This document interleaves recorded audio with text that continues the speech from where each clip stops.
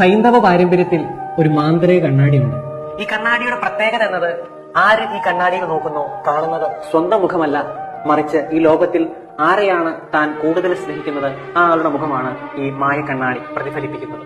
ഈ മായ കണ്ണാടി ആദ്യം ലഭിക്കുന്നത് ഹിഡുംബിക്കാണ്. ഹിഡുംബി ഇതിൽ നോക്കിയപ്പോൾ ആദ്യം കാണുന്നത് ഭീമനെയാണ്. ഹിഡുംബിക്ക് സന്തോഷമായി, കാരണം ഈ ലോകത്തിൽ താൻ ഏറ്റവും കൂടുതൽ സ്നേഹിക്കുന്നത് ഭീമനെയാണ്. ഹിഡുംബി ആ മായ കണ്ണാടിയുമായി ഭീമന്റെ അടുത്തേക്ക് ഓടുകയാണ്. ഭീമൻ അതിൽ നോക്കിയപ്പോൾ കാണുന്നത് ദ്രൗപദിയാണ്. ദ്രൗപദി ആ മായ കണ്ണാടിയിൽ നോക്കുമ്പോൾ കാണുന്നത് പിള്ളാളി വീരനായ അർജുനനെ. നമ്മൾ ആത്മാർത്ഥമായി സ്നേഹിക്കുന്നവർ നമ്മളെ ആത്മാർത്ഥമായി സ്നേഹിക്കണമെന്നില്ല.